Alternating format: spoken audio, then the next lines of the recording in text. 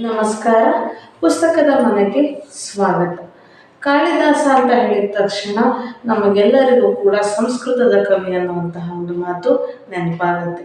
ಕಾಳಿದಾಸನ ಪ್ರಮುಖ ಕೃತಿಗಳಾಗಿರುವಂತಹ ಅಭಿಜ್ಞಾನ ಶಾಕುಂತಲ ಆಗಿರ್ಬೋದು, ಅಥವಾ ಮೇಘದೂತ ಆಗಿರ್ಬೋದು, ಅಥವಾ ರಘುವಂಶ ಆಗಿರ್ಬೋದು, ಅಥವಾ ಕುಮಾರ ಸಂಭವ ಆಗಿರ್ಬೋದು, ಈ ರೀತಿಯ ಹಲವಾರು ಕೃತಿಗಳು ನಮ್ಮ ಕಣ್ಣ ಮುಂದೆ ಬಂದು ನಿಂತ್ಕೊಳ್ತಾ ಹೋಗುತ್ತೆ. ಅದೇ ಸಾಲಿನಲ್ಲಿ ಬರುವಂತಹ ಇವತ್ತು ನಾನು ನಿಮ್ಮೊಂದಿಗೆ ಮೇಘದೂತ ಕೃತಿಯ ಕುರಿತು ಒಂದಷ್ಟು ಮಾಹಿತಿಗಳನ್ನು ಹಂಚಿಕೊಳ್ಳುವಂತಹ ಒಂದು ಪ್ರಯತ್ನವನ್ನು ಮಾಡ್ತಾ ಹೋಗ್ತೇನೆ. ಮೇಘದೂತವನ್ನು ಮೋಡದ ಸಂದೇಶವಾಹಕ ಅಥವಾ ಮೋಡಗಳ ಸಂದೇಶವಾಹಕ ಅಂತಲೂ ಕೂಡ ಅದನ್ನು ಪರಿಗಣಿಸಲಾಗುತ್ತೆ. ಕಾಳಿದಾಸ ಇದನ್ನು ಸುಮಾರು 4 ಅಥವಾ 5ನೇ ಶತಮಾನದಲ್ಲಿ ಈ ಕೃತಿಯನ್ನು ರಚಿಸಿದ್ದಾರೆ ಅಂತಲೂ ಕೂಡ ಹೇಳಲಾಗುತ್ತೆ.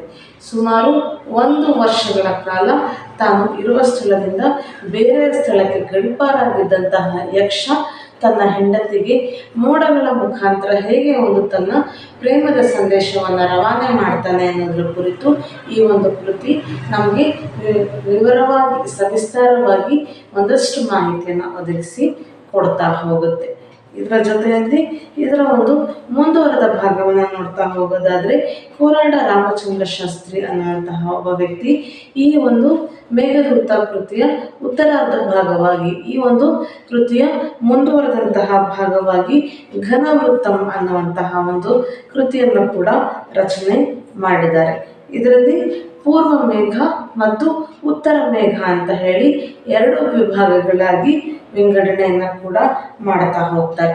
ಅಂದರೆ ಇಲ್ಲಿ ಉತ್ತರ ದಿಕ್ಕಿನಲ್ಲಿ ಹೋಗುವಂತಹ ಮೋಡಗಳು ಅಲಕಾ ನಗರವನ್ನು ಸೇರುವಂತಹ ಒಂದು ಕುರಿತಾಗಿ ಕೂಡ ನಮಗೆ ಇಲ್ಲಿ ಒಂದಷ್ಟು ವಿವರಣೆಗಳು ಸಿಗ್ತಾ ಹೋಗುತ್ತೆ. ಇದನ್ನು ಮುದ್ರಾಂಕಿತ ಛಂದಸ್ಸಿನಲ್ಲಿ ಬರೆಯಲಾಗಿದೆ ಅಂತಲೂ ಕೂಡ ಹೇಳಿದ್ದಾರೆ. 1813ನೇ ಇಸ್ವಿಯಲ್ಲಿ ಮೇಘದೂತ ಅನ್ನುವಂತಹ ಒಂದು ಕೃತಿಯನ್ನು ಹೊರೇಸ್ ಹೋಮನ್ ವಿಲ್ಸನ್ ಅವರು ಇಂಗ್ಲಿಷ್ ಭಾಷೆಗೆ ಭಾಷಾಂತರ ಮಾಡ್ತಾರೆ. ಇದರ ನಂತರ ಇದೇ ಒಂದು ಮೇಘದೂತ ಕೃತಿ ಹಲವಾರು ಭಾಷೆಗಳಿಗೆ ಭಾಷಾಂತರ ಆಗಿರೋದು ಕೂಡ ನಮಗೆ ಮಾಹಿತಿ ದೊರಕ್ತಾ ಹೋಗುತ್ತೆ. ಈ ಮೇಘದೂತ ಕೃತಿಯ ಹಲವಾರು ಅನುವಾದಗಳು ಕೂಡ ನಮಗೆ ಇವತ್ತು ಸಿಗ್ತಾ ಹೋಗುತ್ತೆ. ಬುದ್ಧದೇವ ಬೋಸ್ ಅನ್ನುವಂತಹ ಅವರೊಬ್ಬರು 1957ನೇ ಇಸ್ವಿಯಲ್ಲಿ ಇದನ್ನು ಬಂಗಾಳಿ ಭಾಷೆಗೆ ಅನುವಾದ ಮಾಡ್ತಾರೆ.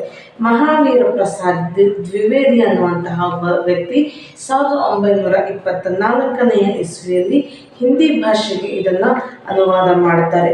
ಮೋತಿ ಬಿ ಎ ಅನ್ನುವಂತಹ ಒಬ್ಬರು ಭೋಜಪುರಿ ಭಾಷೆಗೆ ಇದನ್ನು ಅನುವಾದವನ್ನು ಮಾಡ್ತಾರೆ. ಅನೇಕ ನೇಪಾಳಿ ಕವಿಗಳು ಸೇರಿಕೊಂಡು ಈ ಒಂದು ಮೇಘದೂತ ಕೃತಿಯನ್ನು ನೇಪಾಳಿ ಭಾಷೆಗೆ ಕೂಡ ಅದನ್ನು ಭಾಷಾಂತರ ಮಾಡ್ತಾರೆ. ಮುಖತಃ ಜಿ ಅರ್ಜುನನ್ ಅನ್ನುವಂತಹ ವ್ಯಕ್ತಿ ಮಲಯಾಳಂ ಭಾಷೆಗೆ ಈ ಒಂದು ಕೃತಿಯನ್ನು ಅನುವಾದ ಮಾಡ್ತಾ ಹೋಗ್ತಾರೆ. ಇದಷ್ಟು ಮೇಘದೂತ ಕೃತಿಯ ಕುರಿತಾಗಿ ಒಂದಷ್ಟು ಸಂಕ್ಷಿಪ್ತವಾಗಿರುವಂತಹ ಮಾಹಿತಿ. ಮುಂದಿನ ವಿಡಿಯೋದಲ್ಲಿ ಇನ್ನೊಂದು ಮಾಹಿತಿಯೊಂದಿಗೆ ನಿಮ್ಮ ಮುಂದೆ ಬರ್ತೇನೆ. ಅಲ್ಲಿಯವರೆಗೆ ನಮ್ಮ ವಿಡಿಯೋಗಳನ್ನು ನೋಡ್ತಾ ಇರಿ. ನಮಸ್ಕಾರ.